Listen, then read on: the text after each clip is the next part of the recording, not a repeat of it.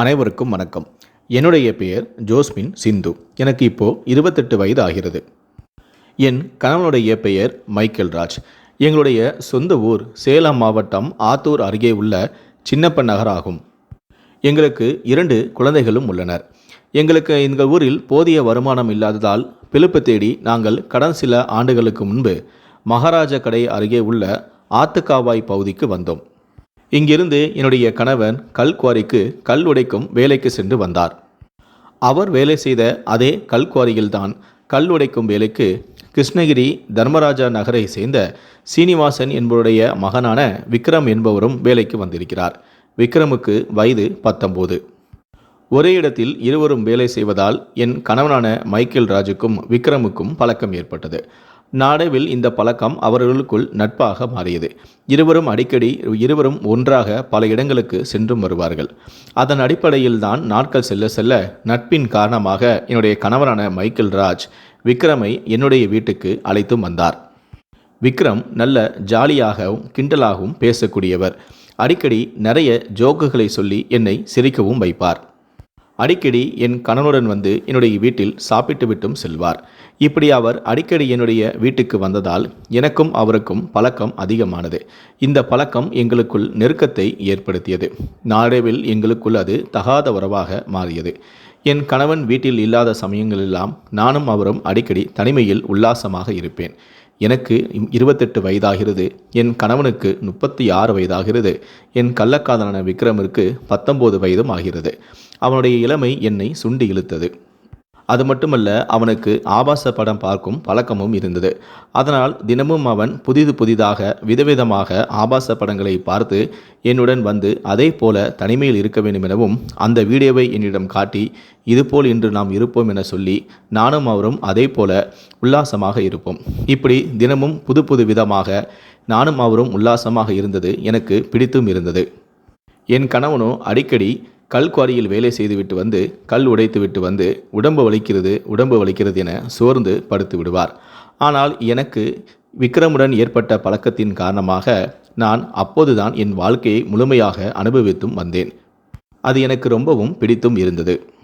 இப்படி அடிக்கடி விக்ரம் என்னுடைய வீட்டுக்கு வந்து நாங்கள் இருவரும் உல்லாசமாக இருந்த தகவல் அரசல் புரசலாக எப்படியோ என் கணவனுக்கும் தெரிய வந்தது. எதற்காக நான் இல்லாத சமயத்திலெல்லாம் விக்ரம் வீட்டுக்கு வருகிறான் என என்னிடம் சண்டையும் போட்டார். நாளடைவில் அவருக்கு இந்த தகாத உறவு தெரிந்து என்னை கண்டிக்கவும் செய்தார். அவனுடன் உள்ள கள்ளத்தொடர்பை இத்துடன் விட்டுவிடு, இனி அவன் வீட்டுக்கு வரவே கூடாது, வந்தால் உன்னை கொன்று விடுவேன் எனவும் என்னை அவர் மிரட்டினார். இதை நான் என் கள்ளக்காதலான விக்ரமிடமும் கூறினேன். இதனால் நாங்கள் இருவரும் உல்லாசமாக இருக்க முடியாமல் தவித்தோம். தினம் புது ஆபாச படங்களை பார்த்து அதுபோல் சந்தோஷமாக இருந்த நாங்கள் எங்களால் உல்லாசமாக இருக்க முடியாதை நினைத்து தவிர்த்து வந்தோம். இதனால் என் கணவனான மைக்கேல் ராஜை கொலை செய்துவிட்டால் எங்களுக்கு யாரும் இடையூறாக இருக்க மாட்டார்கள், நாம் இருவரும் சந்தோஷமாக இருக்கலாம் எனவும் நாங்கள் முடிவு செய்தோம். இதற்காக என் கணவனை கொலை செய்வதற்காக 2 இரும்பு குழாய்களை என்னுடைய வீட்டில் சமையல் கட்டில் நான் மறைத்து வைத்திருந்தேன். நான் என் கணவர் வீட்டுக்கு வந்ததுமே இந்த தகவலை நான் விக்ரமுக்கும் தெரிவித்தேன். அவனும் உடனடியாக என்னுடைய வீட்டுக்கும் வந்துவிட்டான். அவன் வந்து என் கணவனிடம் பேசி கொடுத்து இருந்தான். அப்போது என் கணவன் அவனை திட்டிக் கொண்டிருந்தார். தம்பி மாதிரி நினச்சிதானடா அவனை நான் வீட்டுக்குள்ளே விட்டேன், இப்படி என்ன நீ துரோகம் பண்ணிட்டியே என்று அவருடன் வாக்குவாதத்தில் ஈடுபட்டு கொண்டிருந்தார். அந்த சமயத்தில் நான் பின்புறமாக வந்து இரும்பு பைப்பை எடுத்து அவருடைய தலையில் ஓங்கி அடித்தேன். அதன் பிறகு என் காதலனான விக்ரமுக்கும் ஒரு இரும்பு பைப்பை கொடுத்து அவனையும் அடிக்கச் சொன்னேன். நாங்கள் இருவரும் மாறி அடித்தே என் கணவனான மைக்கேல் ராஜை அடித்தே கொன்றுவிட்டோம். என் கணவனை அடித்து கொலை செய்துவிட்டு அவருடைய உடலை எப்படியாவது மறைக்க வேண்டும். அதன் பிறகு என் கணவனை காணவில்லை என காவல் நிலையத்தில் புகாரளித்து விடலாம் எனவும் முடிவு செய்தோம். அதனால் என்னுடைய கணவனின் உடலை அங்கிருந்து கள்ளநாயகன் பள்ளம் பகுதிக்கு நாங்கள் கொண்டு வந்தோம். மகாராஜா கடை அருகே உள்ள கள்ளநாயகன் பள்ளம் பகுதியை சேர்ந்தவர் தான் ரவி. இவர் ஒரு விவசாயி. இவருடைய விவசாய இடத்தில் ஒரு கிணறும் இருந்தது. அந்த கிணற்றில் என்னுடைய கணவனின் பிணத்தை போட்டு விடலாம் என முடிவு செய்தோம். அதற்காக மிகப்பெரிய கல்லை எடுத்து வந்து கயிறையும் எடுத்து என் கணவனுடைய உடலில் சேர்த்து கட்டினோம்.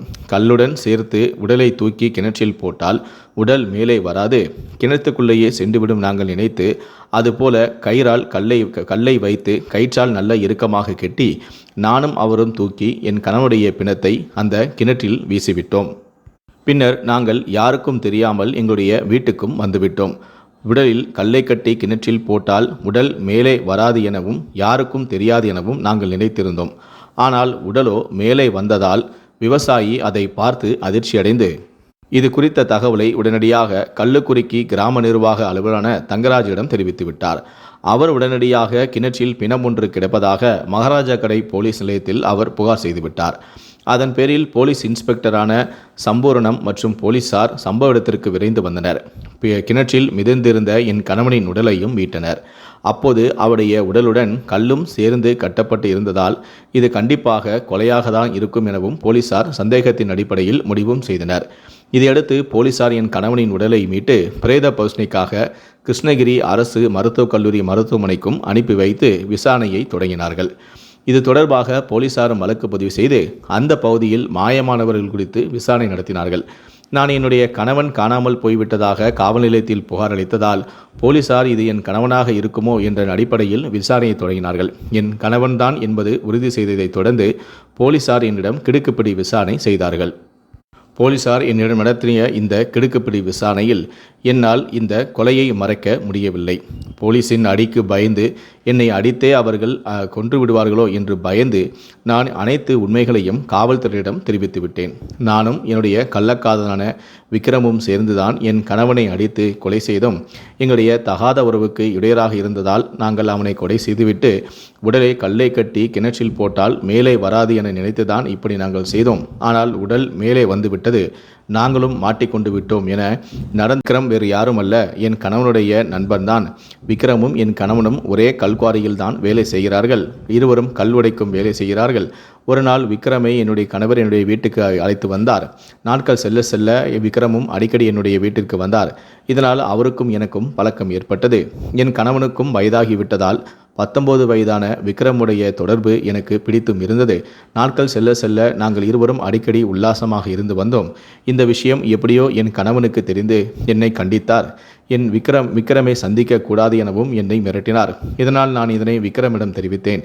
அவன்தான் உன்னுடைய கணவன் உயிரோடு இருந்தால் நாம் ஒன்றாக சந்தோஷமாக வாழ முடியாது.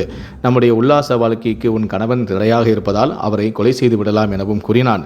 நானும் அதற்கு சம்மதித்தேன். அதனால்தான் அவனுடன் சேர்ந்து என் கணவனை தீர்த்து கட்ட நான் முடிவு செய்து அவனுக்கு துணையாகவும் அவன் செய்த அனைத்து விஷயங்களுக்கும் நான் அவனுக்கு உறுதுணையாகவும் இருந்தேன் எனவும் நான் போலீசாரிடம் வாக்குமூலம் அளித்தேன். அதைத் தொடர்ந்து போலீசார் என்னையும் என்னுடைய கள்ளக்காதலான விக்ரமையும் கைது செய்தனர். அதன் பிறகு எங்கள் இருவரையும் சிறையிலும் அடைத்தனர். கிருஷ்ணகிரியில் கள்ளக்காதலுக்கு இடையராக இருந்த கணவனை மனைவியே காதலனுடன் சேர்ந்து அடித்து கொலை செய்து உடலில் கல்லை கட்டி கிணற்றில் தூக்கி போட்ட சம்பவமானது அந்த பகுதியில் பெரும் பரபரப்பையும் ஏற்படுத்தியது.